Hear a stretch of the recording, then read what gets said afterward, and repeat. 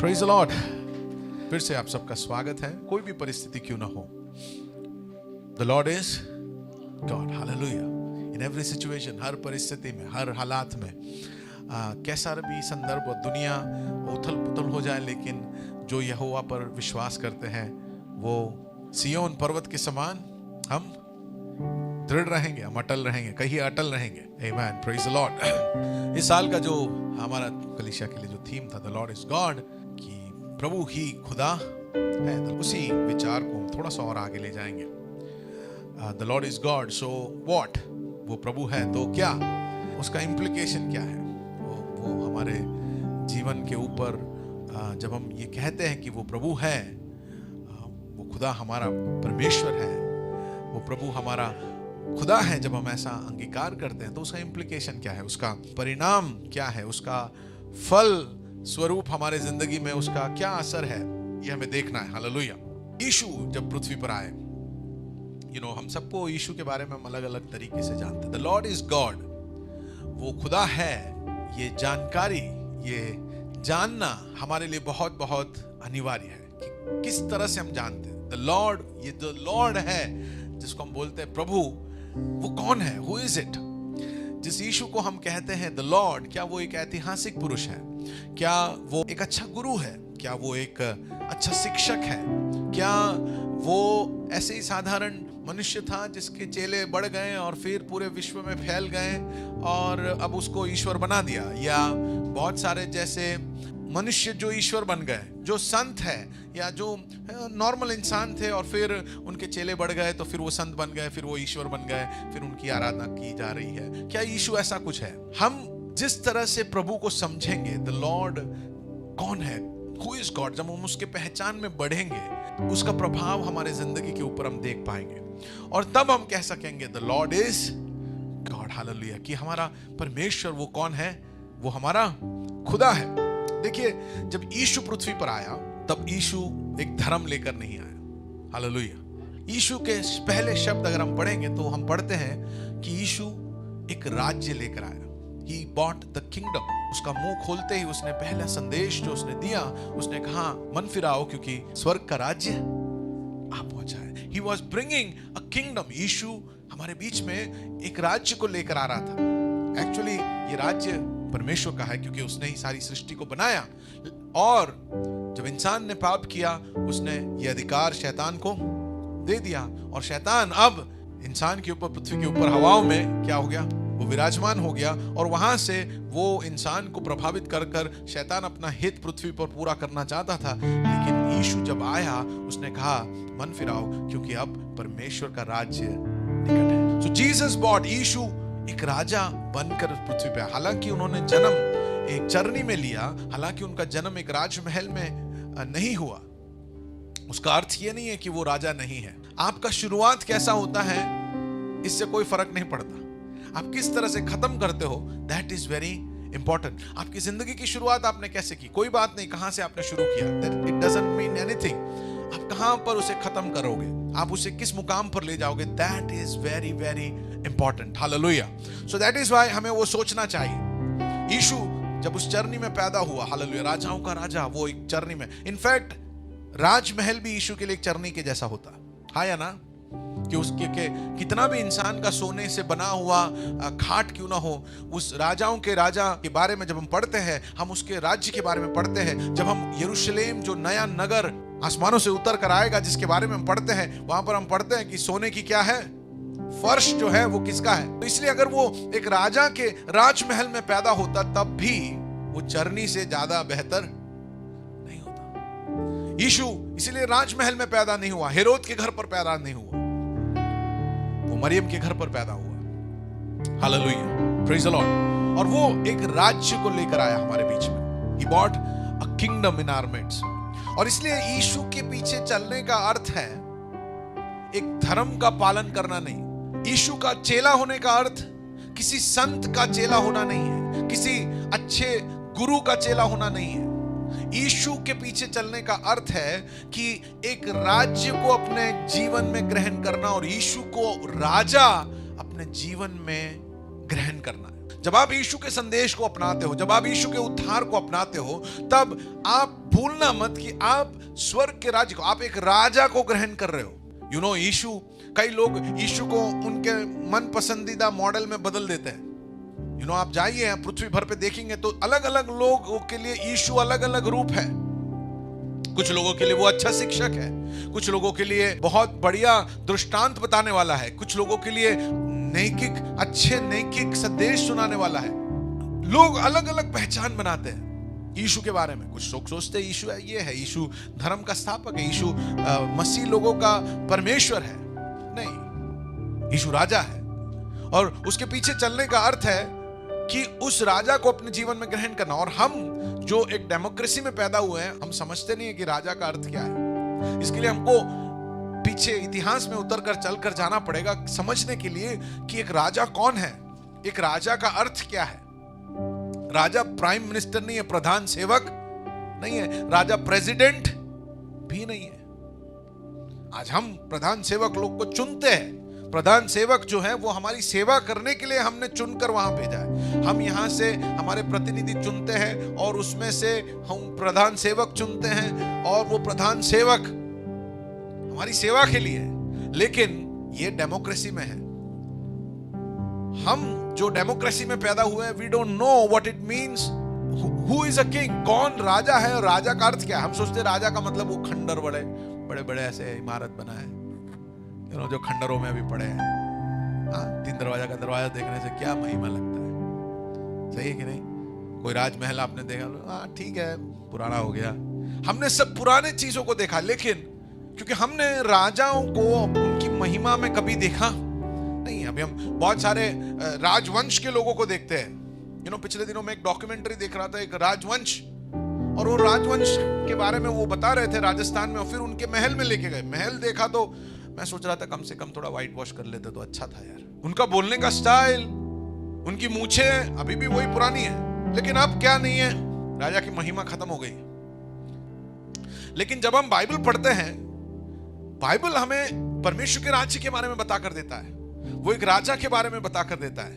वो जब एक राज्य के बारे में बताता है तो एक राज्य, हर राज्य का अपना अपना नियम होता है। हर राज्य के राजा, वहां राजा जो भी हुक्म कर देता है, दैट बिकम्स द लॉ। वहां का रहन सहन, लाइफस्टाइल के ऊपर राजा का इंपैक्ट है।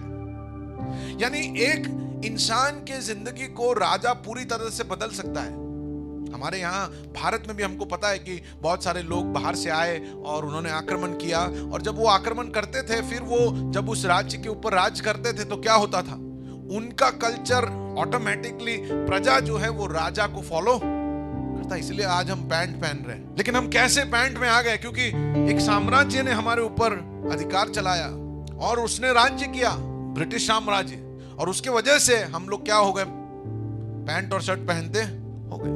हालेलुया। इसीलिए हम बहुत सारी चीजें जो आज हम खाते हैं, पीते हैं, वो सब कुछ क्या हो गया, वो सब कुछ बदल गया। हम हाथ से खाने वाले लोग थे, अभी हमारे घर पे क्या चाहिए, चम्मच चाहिए। Praise the Lord. मेरे साथ हो आप? तो देखिए एक राज्य का प्रभाव कितना, एक राजा का प्रभाव कहां कहां होता है, उनके नियमों पर, उनके रहन सहन पर, उनके सोच पर, उनके लेन देन पर, उनके जीवन शैली पर, क्या सही क्या गलत, ये सब कुछ कौन डिसाइड करता है? राजा डिसाइड करता है। हालेलुया। आप मेरे साथ हो? और जब हम, यानी अभी आप समझना कि जब आपने यीशु मसीह को ग्रहण कर लिया, जब आप यीशु मसीह के पीछे चल रहे हो, डेमोक्रेसी में नहीं हो आप। हेलो, यानी ये दुनिया का जो नियम है, दुनिया का जो रहन सहन है, दुनिया की बातें, हालेलुया, आज भी यीशु राजा है। Hello, hallelujah, he is still king. इसलिए हमने कहा, गाया क्या, इतिहास की गवाही है। क्या क्या गवाही है? मृत्युंजय हमें बचाता है। हालेलुया। वो आज भी जिंदा है, ही इज स्टिल किंग। मृत्यु पर उसने विजय प्राप्त किया, मृत्यु पर वो जयवंत हुआ है, और वो आज भी राज कर रहा है। सो एक नया सेट ऑफ रूल्स, एक नई बातें, नया रहन सहन, नया सोच। आपको कभी भूलना नहीं है कि आप इस पृथ्वी के नहीं हो। यीशु ने कहा ना कि आप इस पृथ्वी के, you are not of this world. आप इस पृथ्वी के नहीं हो। जब आपने यीशु को ग्रहण किया, आप एक राज्य को ग्रहण कर रहे हो। और इसीलिए यीशु जो है वो केवल भारतीयों का ही नहीं है। यीशु जो है वो सिर्फ अफ्रीका वालों का नहीं है। यीशु सिर्फ यूएस वालों का नहीं है। कोई ऐसा दावा नहीं कर सकता कि यीशु हमारा है। हालेलुया, क्योंकि वो राज्य लेकर आया। आमीन, हालेलुया। ये जो विश्वास हमारे पास है ना, ये जो बाइबल हमारे पास, ये जो सुसमाचार हमारे पास आया है, ये लहूलुहान सुसमाचार है। लहूलुहान सुसमाचार है। ये जो संदेश हमको मिला है, ये जो बातें हमारे पास आई है, जो हम वचन के अंदर पढ़ते हैं, बाइबल के अंदर पढ़ते हैं, ये लहू से रंगा हुआ है। ऑफ कोर्स यीशु ने अपना इस सुसमाचार का जो मुख्य किरदार जो है, उसने खुद हमारे लिए लहू बहाया। लेकिन उतना मात्र नहीं, ये जो सुसमाचार उन्होंने दिया अपने शिष्यों को और उनसे हम तक पहुंचा, ये भी लहू से रंगा हुआ है। ये भी लहू से रंगा हुआ। मेरे साथ पढ़िए फिलिपियों की पत्री 3 अध्याय और उसका 10वां आयत। फिलिपियों की पत्री 3 अध्याय उसका 10वां आयत। जब यीशु ने बातों को अपने शिष्यों को सिखाया, यीशु के बातें अगर हम पढ़ेंगे, जैसे हम यीशु को जानने की कोशिश कर रहे हैं, यीशु को जब हम थोड़ा सा और जानेंगे, हम देखते हैं कि यीशु ने क्या कठोर बातें कही। यीशु की बातें आसान नहीं थी। और देखिए पौलुस जब फिलिपियों की कलीसिया को पत्र लिखता है, उस पत्र में पौलुस के विचार सोचिए। हम लिखते तो क्या लिखता है, आप कैसे हो, ठीक हो, बढ़िया हो, फैंटास्टिक। पौलुस क्या लिखता है फिलिपियों की कलीसिया को, पढ़िए। और मैं पढ़िए सर। हाँ, हेलो, पौलुस लिखता है मैं उसके दुखों में। ऐसा कौन है, कभी आप यीशु के पीछे दुखों के लिए आते हो कि ओके हमको यीशु के पीछे चलना है क्योंकि हमको थोड़ा दुख चाहिए? हम क्यों यीशु के पीछे चलते हैं? हम यीशु के पीछे इसलिए चलते हैं कि हमें आशीष चाहिए, कि हमें इसमें से छुड़ा दे, हमें पापों से मोचन मिल जाए। ओके फैंटास्टिक, वो हमें बचा ले। और फिर हम यीशु के पीछे इसलिए चलते हैं क्योंकि वो सच्चा खुदा है, वो आशीष देगा। उसकी एक आशीष हालेलुया हजारों पीढ़ियों तक रहेगी। Fantastic, I am going to live a blessed life. लेकिन क्या कभी आपने ऐसा सोचा है कि मैं यीशु के पीछे इसलिए चल रहा हूं ताकि मैं उसके दुखों में क्या करूं? कहिए द लॉर्ड इज गॉड। ये लॉर्ड के पीछे चलने का अर्थ है दुखों में सहभागी होना। आज कलीसिया इसीलिए ठंडी है। आज लोग इसीलिए थोड़ी सी सरदर्द होने पे हम अपना विश्वास डगमगा जाते हैं। थोड़ा सा प्रॉब्लम होने पर हमारे पैर कांपने लगते हैं। थोड़ी सी समस्या आ गई तो हम हार जाते हैं, क्योंकि हमने नहीं जाना कि ये लॉर्ड कौन है। हालेलुया। अगर हम अच्छी तरह से जानेंगे कि ये लॉर्ड कौन है, उसके दुख, पौलुस कहता है कि उसके दुखों में मैं क्या करूं, सहभागी होने का मर्म जानूं और उसके मृत्यु की समानता को। देखिए क्या चाहत है, क्या जुनून है। कोई कह रहा है कि यीशु जिस तरह से मरा, उसके मृत्यु की समानता को मैं क्या करूं। Hallelujah. we should stop and think। हमको सोचना चाहिए कि एक इंसान इस तरह से कैसे बोल सकता है। क्या आपने कभी ऐसा सोचा है?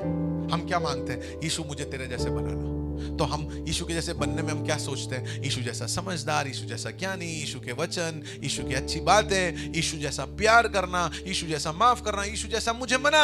हम यीशु के सारे अच्छे चीजों को देखते हैं और जो हमें पसंद है उन्हें हम चुन चुन कर लेते हैं। लेकिन यहां पर पौलुस कहता है मैं तेरे दुखों में सहभागी होना चाहता हूं, मैं तेरे मृत्यु की समानता को प्राप्त करना। वो ये नहीं कह रहा है कि मुझे स्वर्ग मिलेगा, कोई आशीषों के बारे में यहां वर्णन ही नहीं है। वो कह रहा है कि आई जस्ट वांट, मैं ऐसा क्या था यीशु में। इसलिए मैं कह रहा हूं कि ये जो सुसमाचार हमारे पास है, ये जो वचन हमारे पास है, ये लहू से रंगा हुआ है। पौलुस यही सब लिखने के बाद उसका सर उसके धड़ से अलग किया गया, उसे मार दिया गया। यीशु के कोई भी शिष्य नॉर्मल डेथ, स्वाभाविक मौत उन्होंने नहीं पाई, हरेक को मार दिया गया। और उस समय के नए जो विश्वासी थे, पहली कलीसिया के बारे में हम पढ़ते हैं कि हर जगह उन्हें सताया गया। वो क्या करते थे? हाँ, वो छमड़ों में छुप छुप कर यहां वहां भटकते रहते थे, अपने घर बाहर, वहां से वो भाग गए क्योंकि सताव उनके ऊपर आया। लेकिन ऐसा क्या था यीशु में, या यीशु के पीछे वो क्यों चल रहे थे? ऐसी क्या बात यीशु ने ऑफर किया? और आज हम क्या उन्हीं कारणों से यीशु के पीछे चल रहे हैं, ये हमें समझना है। क्या हमने सचमुच द लॉर्ड इज गॉड जब कहा, तो वो लॉर्ड का मतलब हम समझे कि नहीं? क्या वो सही कारणों से हम यीशु के पीछे चल रहे हैं? अगला आयत, हाँ,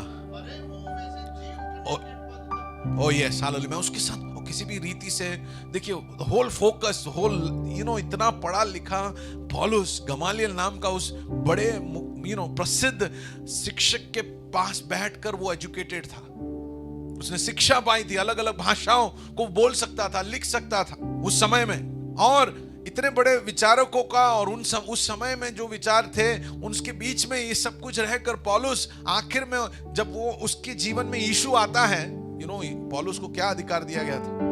ये पौलुस पहले शॉल हुआ करता था, है या नहीं? शॉल कौन था? उसके हाथ में अधिकार था। आप सोच कर देखिए कि एक इंसान जिसको ये अधिकार दिया कि जिसको चाहिए तुम उसको क्या करो, मार दो, और वो मसीह यीशु के शिष्यों को ढूंढ ढूंढ कर, चुन चुन कर मारने के लिए निकला हुआ इंसान था। आप सोच कर देखिए, ऐसा कौन सा राजा है जो एक इंसान को ऐसा अधिकार दे कि भाई तू मार लेना, जा, तेरे को मैं अधिकार देता हूं, मैं अपना पत्र तुझे देता हूं, मैं अपना मुद्रा तुझे देता हूं, तू ये लेकर जा और जा, जिसको मारना ढूंढ ढूंढ कर मार। और आप सोच कर देखिए कि उसके पास, मतलब वो ऐसा कोई आपके सोसाइटी का चौकीदार को थोड़ी अधिकार देते हैं, किसको अधिकार देते हैं? जब वो उस लेवल का इंसान होगा उसी को राजा इस प्रकार का एक उत्तरदायित्व देगा, और ऐसा उत्तरदायित्व और ताकत और शोहरत और महिमा पाया हुआ पौलुस सॉल, जब वो रूपांतरित हो गया, जब वो यीशु के साथ मुठभेड़ में आता है, वो पौलुस क्या कह रहा है? मैं उसके दर्द को सहन करना चाहता हूं, मैं उसके समान मरना चाहता हूं। हमारी चाहत क्या है? कलीसिया की चाहत क्या है? हम क्या चाहते हैं यीशु मसीह में? हम प्रार्थना करते हैं वो वाला घर, वो वाली गाड़ी, वो वाली पत्नी, वो वाला पति, क्या क्या हम प्रार्थना करते हैं। और पौलुस की प्रार्थना देखिए, और पहले शताब्दी की जो यीशु के शिष्य थे उनकी प्रार्थनाओं को देखिए, ताकि मैं किसी भी रीति से मरे हुओं में से जी उठने का पद तक पहुंचूं। हालेलुया। यानी यीशु की जलाल को उन्होंने देखा, उन्होंने देखा कि यीशु मुर्दों में से जी उठा है। तो अब एक बात पक्का है कि यीशु ने जो कुछ कहा था वो सही है, तभी तो वो मुर्दों में से जी उठा है। नहीं तो उसने झूठ कहा होता तो वो पापी होता तो सबके जैसे कब्र में वो कैद हो जाता। लेकिन यीशु मुर्दों में से जी उठा, और इसीलिए पौलुस मजबूर हो गया, और वो कहता है कि बाकी सब बेकार, मैं सिर्फ यीशु को जानना चाहता हूं। This is what Paul said, कि बाकी सब मेरे लिए कूड़ा और कचरा है, मैं सिर्फ यीशु को जानना चाहता हूं, उसके जैसा बनना चाहता हूं। और उसकी आखिरी उमंग ये है और चाहत ये है कि मैं वो मरे हुए में से जी उठे, क्योंकि उसने देखा कि यीशु जिंदा है। ओ हालेलुया। कलीसिया एक नजर पास देती, हम लोग एक बार हमारे आंखों से देख सकते हैं, हालेलुया, उस जीवित यीशु को, उस रिजरेक्टेड यीशु को, हालेलुया, कि उसने जब यीशु को पौलुस ने देख लिया, ओ ही वाज सो थ्रिल्ड, उसने कहा कि बस मैं उस यीशु को देखना चाहता हूं, मैं मरना चाहता हूं, और इस तरह से मरना चाहता हूं कि मैं जिंदा होकर उस तक पहुंच जाऊं। इसीलिए वो कहता है कि मसीह यीशु के प्यार से हमें क्या अलग कर सकता हो। यार हम पौलुस के पत्रों को पढ़ते हैं, हम देखते हैं कि वाह, उसने क्या क्या बातें कही। हम उनके बीच में घूमते रहते हैं और अब परेशान रहते हैं, हम सोचते हैं गॉड डजंट लव मी, परमेश्वर प्यार नहीं करता, किसी ने मुझसे हाथ नहीं मिला, हम नाराज हो जाते हैं, किसी ने माफ नहीं किया हमें, या हम किसी हम क्या क्या चीजों में उलझे रहते हैं। और पौलुस कहता है मैं किसी भी रीति से मरे हुओं में से जी उठने के पद तक, क्योंकि उसने आंखों से महिमामय यीशु को देखा, because he saw, hallelujah। कलीसिया, the Lord is God, इसका प्रभाव हम पर तब भी पड़ेगा, हालेलुया, जब हम उस यीशु को जैसा वो है देख पाएंगे। उस समय मैं आप इतिहास में थोड़ा पीछे ले जाना चाहता हूं आपको। उस समय यीशु को प्रभु मानकर, जैसे आज आप मसीह हो तो पता नहीं चलता है, लेकिन मैं आपको बताना चाहता हूं कि वो पहली कलीसिया के लिए वो आसान नहीं था, नामुमकिन था।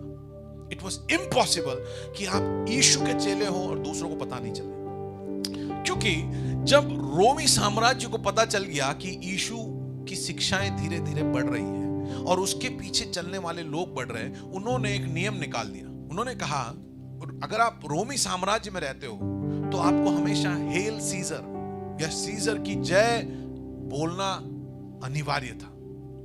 और एक मसीह ऐसा नहीं बोल सकता था, क्योंकि मसीह का राजा कौन था? यीशु ने कहा मन फिराओ क्योंकि स्वर्ग का राज्य। सो ही बॉट अ किंगडम। ऐसा नहीं है कि उसके शिष्यों ने हवा भर भर के यीशु को बड़ा कर दिया, नहीं।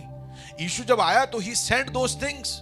उन्होंने बहुत सारे नियम निकाल लिए जिसकी वजह से आप गुप्त में यीशु के शिष्य नहीं रह सकते। अगर आप यीशु के शिष्य होंगे तो तुरंत पता चल जाएगा। आपको क्या बोलना पड़ेगा? सीजर की जय। साथ में जब हम देखते हैं कि दूसरी तीसरी शताब्दी में उन्होंने नियम निकाला कि हर एक व्यक्ति को सीजर के नाम पर या रोमी राजा के नाम पर बलि चढ़ाना है, आपको उसकी आराधना करना है, आपको एक सर्टिफिकेट लेके आना है, और वो सर्टिफिकेट में ये लिखा होना चाहिए कि फलाने तारीख को आपने आपका बलि और आपका भेंट रोमी राजा को आपने चढ़ाया, क्योंकि रोमी राज्य का विचार ये था कि राजा जो है वो ईश्वर है, और ईश्वर ही राजाओं को चुनता है, और राजा जो है वो ईश्वर है।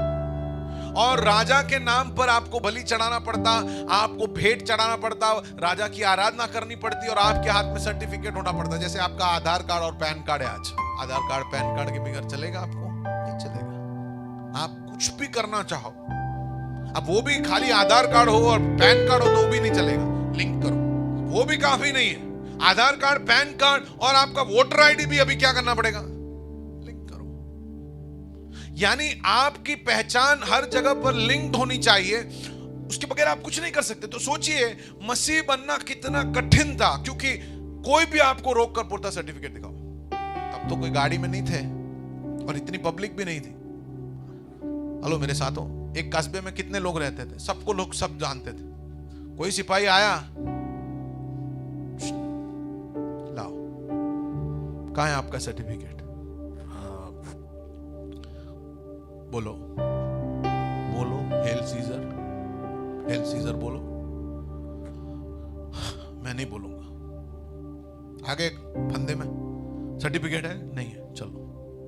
ये सब कुछ इसलिए रोमी साम्राज्य कर रहा था क्योंकि यीशु का मृत्यु में से पुनरुत्थान दुनिया का सबसे ताकतवर शासन के मुंह पर थप्पड़ था। तो बोले तुमने क्या रोक लिया? हेलो मेरे साथ हो आप? जिस कब्र में उसे डालकर बंद कर दिया गया और जिसके ऊपर दुनिया की सबसे ताकतवर सरकार का मोहर लगाया गया था कि इसे कोई नहीं हटाएगा, और उसके पहरेदार वहां बाहर खड़े थे, और उसी पत्थर उसी मुद्रा को तोड़कर यीशु जब बाहर आया, और वो यीशु का लाश नहीं ला पाए। सब लोग बोलते हैं चोरी करके लेके गया, ऐसा करके उन्होंने बोला उनके सिपाहियों को बोलने के लिए, लेकिन अरे चोरी करके तो उनको तो 1 सेकंड लगता ना लाश लाने के लिए। यहां से कोई लाश, उस टाइम पे एरोप्लेन थोड़ी था कि लेके इंडिया चले गए। घोड़े भी थे तो भी कोई घोड़े के ऊपर ले जाना आसान नहीं है, सबके पास घोड़े नहीं थे। यानी ज्यादा से ज्यादा गधे होंगे, और गधे के ऊपर लाश लेके कितना दूर आप भागोगे, आप सोच लो। रोमी साम्राज्य हिल गया। और अगर आपके पास ये बातें नहीं है तो आपको देशद्रोही माना जाता, और आपको देशद्रोह के जुर्म के लिए आपको मार डाला जाता। और इसीलिए पहले शताब्दी, दूसरी शताब्दी, तीसरी शताब्दी में हम पढ़ते हैं कि मसीह लोगों के ऊपर इतना सता हुआ, उनको जिंदा जलाया गया, उनको सिंहों के सामने डाल दिया गया, उनको मार डाला गया। बड़े बड़े रोमियों की जो स्टेडियम्स थे उसमें जानवरों के सामने बच्चों को, बड़ों को, सोचकर देखिए आपके पति को, आपके पत्नी को, आपके बच्चों को आप देख रहे हैं कि उन्हें जंगली जानवर फाड़ खा रहे हैं। गुनाह क्या किया आपने? आपने यीशु को राजा माना। The Lord is God. और उसका प्रभाव आप देखिए कितना गहरा उनके ऊपर था। They had to give their life. इसलिए मैंने कहा कि ये जो वचन हमारे पास आए इसे चूमना चाहिए, क्योंकि ये लहू से रंगा हुआ है। जिन्होंने लिखा, जिन्होंने अपने आंखों से पौलुस कहता है जिन बातों को हमने अपने आंखों से देखा और हमारे हाथों से छुआ, वो मैं तुझे भी बता कर दे रहा हूं कि जिस रात को यीशु को पकड़वाया गया। हालेलुया। इतना प्रेशियस फेथ, इतना महंगा, इतना बहुमूल्य विश्वास जो हमें मिला है, इसे तुच्छ मत समझिए। हमको आसानी से मिला है, लेकिन ये आसान नहीं था। हालेलुया। क्या यीशु को ऐसा नहीं पता था कि यीशु के पीछे चलने वाले शिष्यों का यह हालत होगा? वो तो प्रभु है, आप बोल रहे हो, वो तो राजा है, वो तो सब, उसको सब पता था। तो फिर यीशु ने क्यों कुछ नहीं किया? यीशु को बिल्कुल पता था कि वो कौन है। लूका रचित सुसमाचार उसके 14वां अध्याय 25 से लेकर नीचे के वचनों को जब हम पढ़ेंगे, जी पढ़िए सर। बड़ी भीड़ उसके साथ जा रही थी, हाँ, तो उसने पीछे मुड़कर उनसे कहा, बहुत बड़ी भीड़ यीशु के पीछे चल रहा था, क्योंकि यीशु चमत्कार कर रहा था, यीशु रोटी खिला रहा था, यीशु उनका उनसे जो नहीं हो पा रहा था वैसे चीजों को यीशु कर रहा था, और भीड़ उसके पीछे चल रही थी। और यीशु ने मुड़कर क्या कहा? यदि कोई मेरे पास आए हाँ। और अपने पिता और माता, और यीशु के शब्दों को सुनिए आप। क्या यीशु को नहीं पता था कि उसके शिष्य या पहले शताब्दी, दूसरे, तीसरे, चौथे, पांचवें शताब्दी तक जो शिष्य चलने वाले उन सब का हालत बुरा होने वाला है? यीशु को बिल्कुल पता था, और यीशु ने ये जानकर ही पहले से बोल दिया। क्या बोला? पढ़िए। यदि कोई मेरे पास आए अपने पिता, माता, पत्नी, बच्चों और भाइयों और वरन अपने प्राण को भी अप्रिय न जाने, तो वह मेरा चेला नहीं हो सकता। यीशु ने कहा, अगर आप उन्हें अप्रिय नहीं जानोगे तो तुम मेरे चेले नहीं बन सकते, क्योंकि मेरे पीछे चलने का मतलब है कि ये सब शायद आपको खोना पड़ेगा। ऐसा बोल के अगर बोला हो तो आज कितने विश्वासी लोग होते, कितने लोग प्रभु के पीछे आते हैं, कितने लोग प्रभु के पीछे चलते हैं। इसलिए सब लोग कलीसिया में आते हैं, वो सब लोग यीशु के शिष्य, ऐसा जरूरी नहीं है।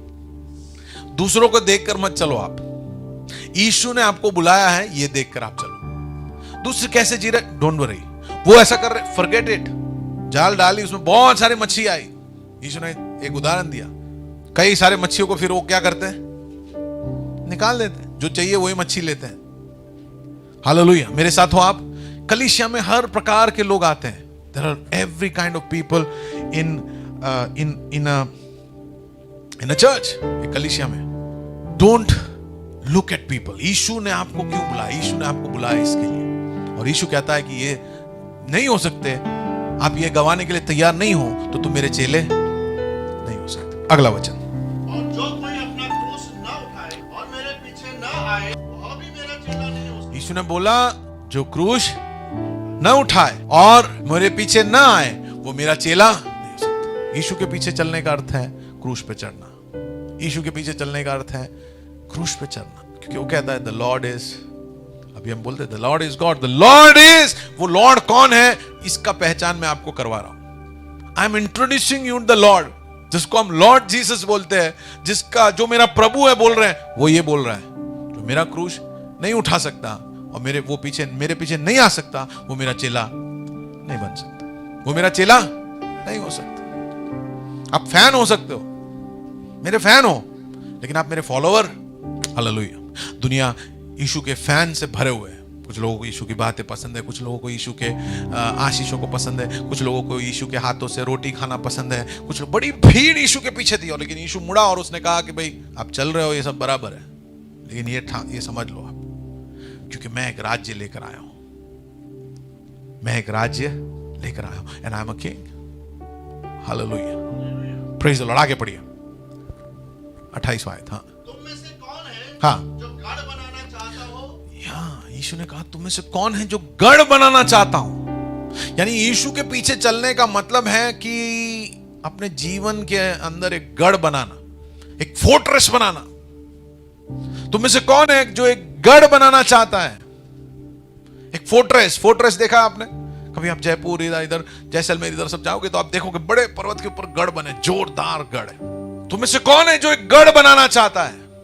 यीशु बोलता है मेरे पीछे आने का मतलब है कि अपने जीवन में गढ़ बनाना। गढ़ सुरक्षा देता है, लेकिन गढ़ आसानी से नहीं बनता है। और पहले बैठकर खर्च ना जोड़े कि पूरा करने की बिसात मेरे पास है कि नहीं।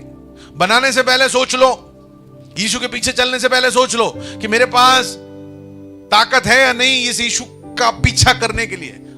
हालेलुया, मेरे पास सामर्थ है कि नहीं। अपना हिसाब जोड़ लो और देख लो कि भाई ऐसा सब होगा तो भी मैं ये करने के लिए तैयार हूं या नहीं।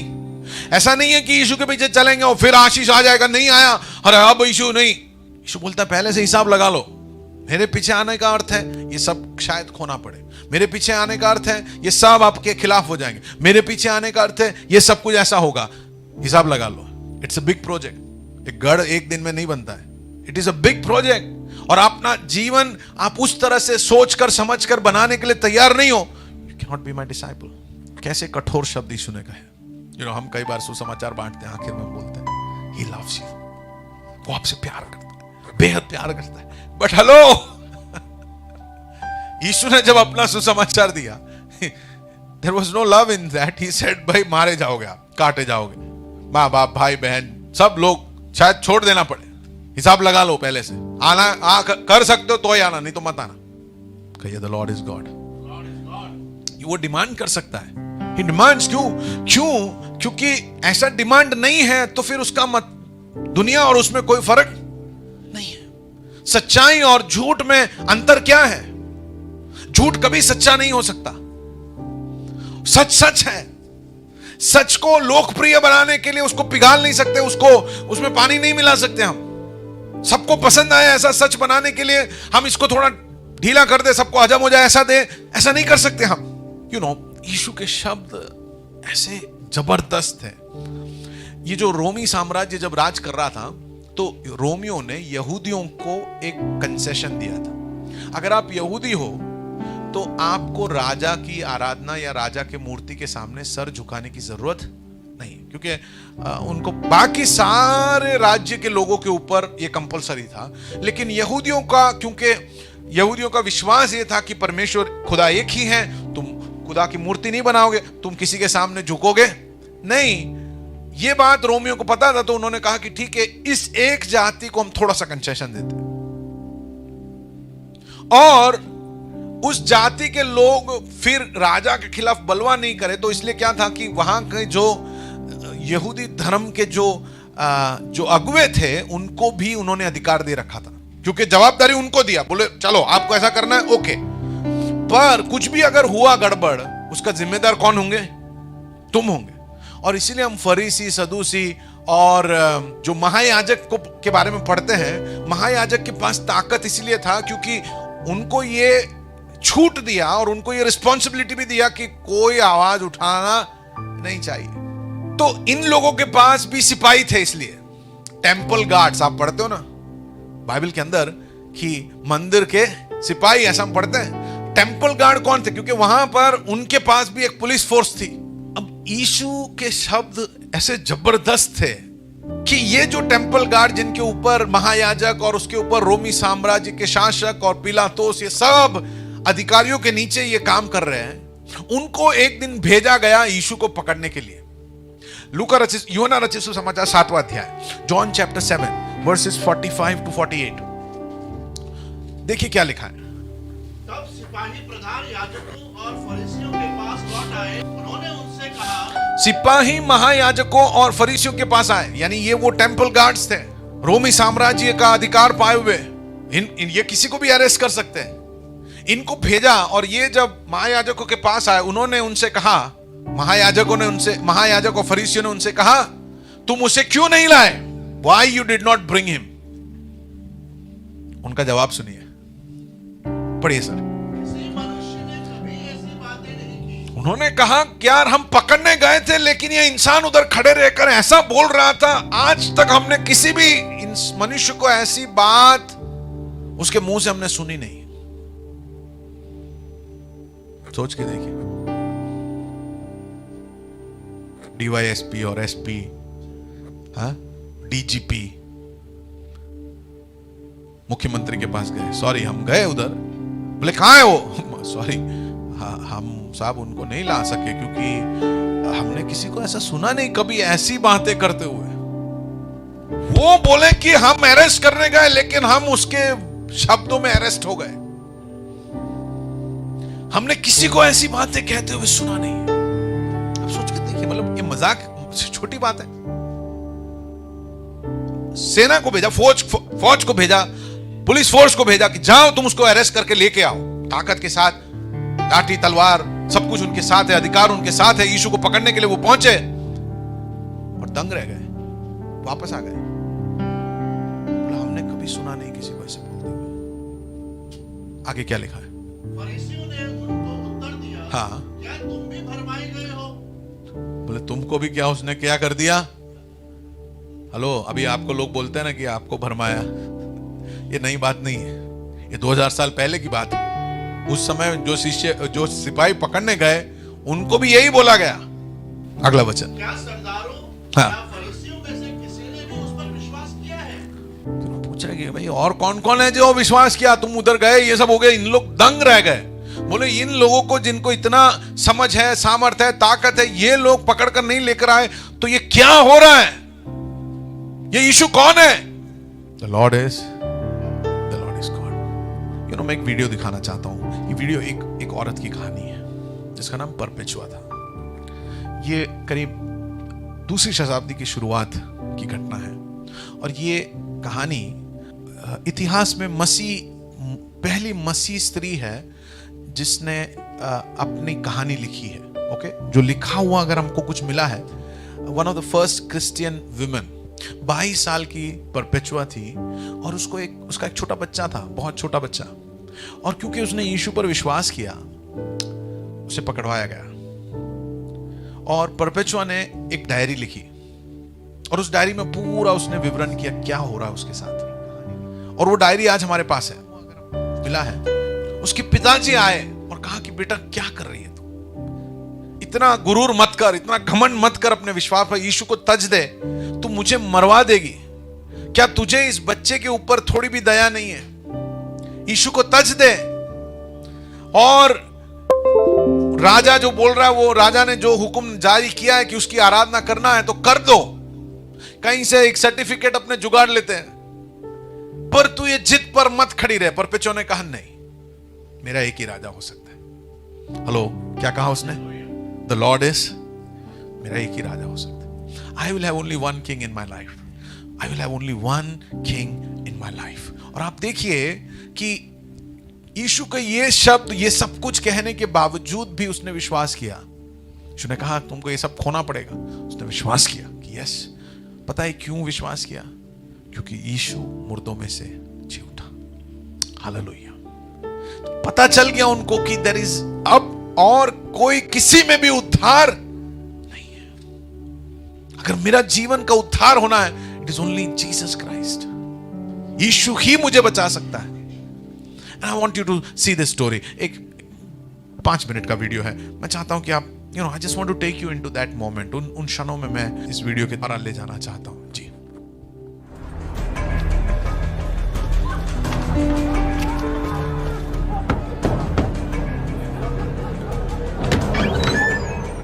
On the outskirts of Carthage, one of the largest ports in the Roman Empire, टूनीशिया के पास a कारथाज, group of Christians meet in secret.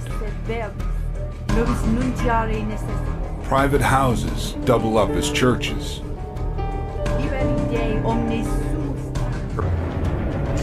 Across the empire, 8 million people are slaves, with no rights in Roman law. 30 million are women who can't vote or hold public office. Among them, Perpetua, 22 years old, a new mother, and a subversive. A year earlier, an imperial decree made conversion to Christianity illegal. Converts like Perpetua are now enemies. मसीह बनना allowed नहीं था। वहां पर नियम ला दिया गया कि कोई मसीह नहीं बन सकता, कोई यीशु के पीछे नहीं चल सकता। Okay. of the state. Their crime, refusing to honor the Roman gods. You had to be a little bit crazy to be a Christian. It was enough to get you killed. Because you were saying your allegiance was to Christ and to his Father, and not to the emperor. You would have been always looking over your shoulder, like, you know, is someone following me, or does someone know I'm a Christian? You would have been paranoid, and you would have been kind of afraid to really talk to anyone openly. The Empire's secret police, the Frumentari,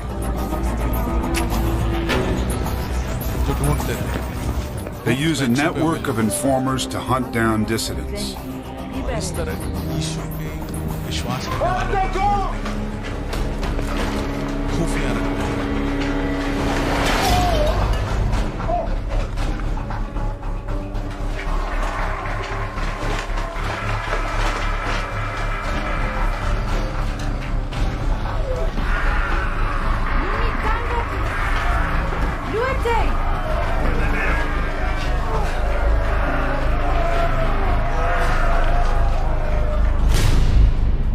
Perpetua is charged with treason. She's sent to prison to await her fate. देशद्रोह गुनाह के लिए उसे jail में डाल दिया गया और इस तरह एक-एक कर उन्हें मार दिया गया। She keeps a diary, the earliest words that still survive, written by a Christian woman. I am not to fight with beasts, but against the devil. And I know that victory is waiting for me. The ultimate test for any believer. To die for your faith. Christian dissident Perpetua faces a horrible death in the arena at Carthage.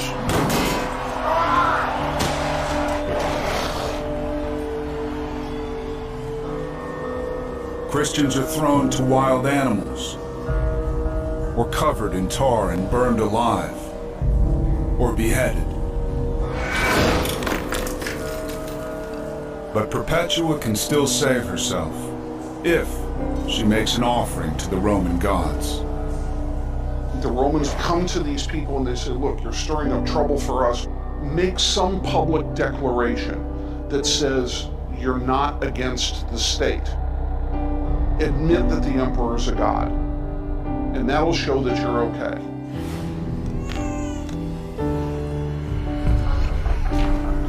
Perpetua's family visits her in prison. She's allowed to nurse her baby.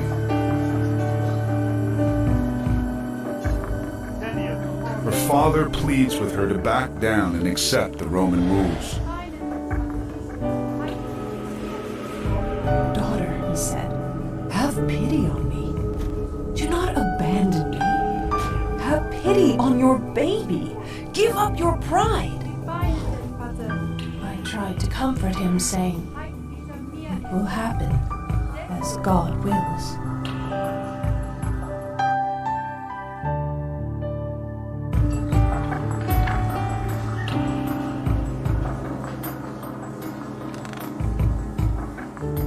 Imagine how profoundly courageous one had to be.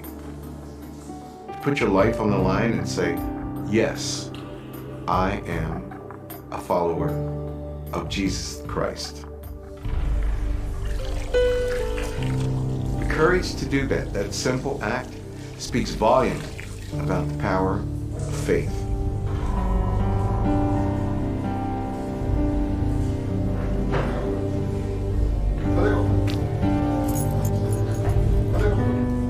According to her diary, Perpetua goes willingly to her death.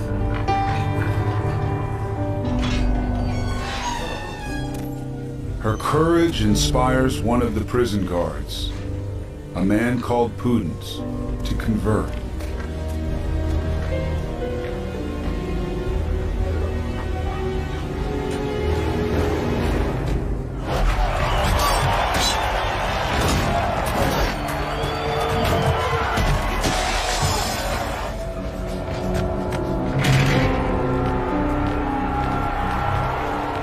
Thousands of Christians are executed.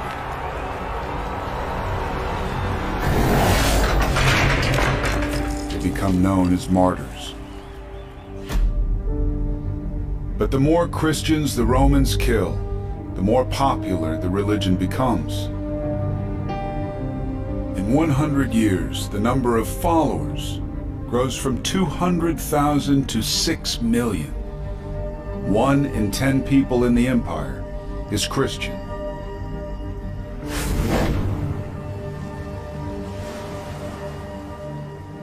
From North Africa to Britain, the religion becomes so common, all laws against it are lifted.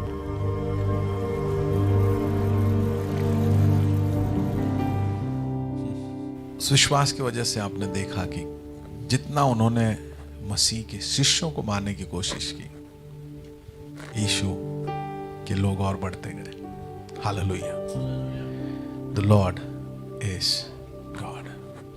उन्होंने जितना सताया, धीरे धीरे पूरे जैसे आपने उस video में देखा कि ये विश्वास और यीशु के बारे में जो सुसमाचार है वो और ज्यादा फैलते गया, क्योंकि प्रेरितों के काम में हम पढ़ते हैं कि वो जहां जहां गए वहां उन्होंने कलीसियाएं स्थापित की। हालेलुया। वो सुसमाचार बांटते रहे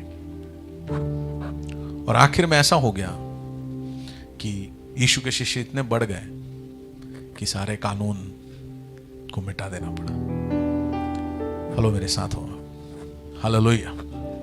द लॉर्ड इज गॉड। मैं यहां समाप्त करूंगा। Just want to stop it. आगे मैं लूंगा तो मेरे को थोड़ा और समय चाहिए, so I am going to stop at this moment. लेकिन मैं चाहता हूं कि हम अपने आप को एक बार जांचें, सोचें, क्या वो मेरा प्रभु है? Is he my lord? Is he my lord? Hallelujah. Yeshu सचमुच राजा है। He is the lord. वो यहूदी जो एक ही परमेश्वर पे विश्वास करते हैं, उनके बीच में आकर उसने ये जब कहा कि मैं वही हूं, आई एम, मैं वही हूं जो हूं, यहूदी उसे ग्रहण नहीं कर पाए।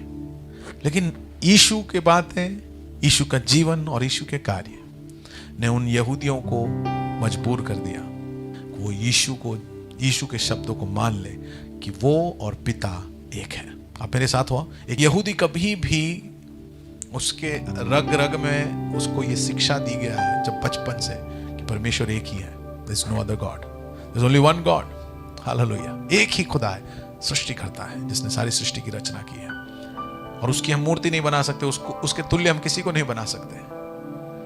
और जब यीशु खड़ा रहा और उसने कहा कि नहीं, जिसने मुझे देखा है उसने पिता को देखा है, जो मेरा आदर करता है वो पिता का आदर करता है। He who honors me is honoring God. It was difficult. बहुत मुश्किल था। आज हमारे लिए काफी आसान है।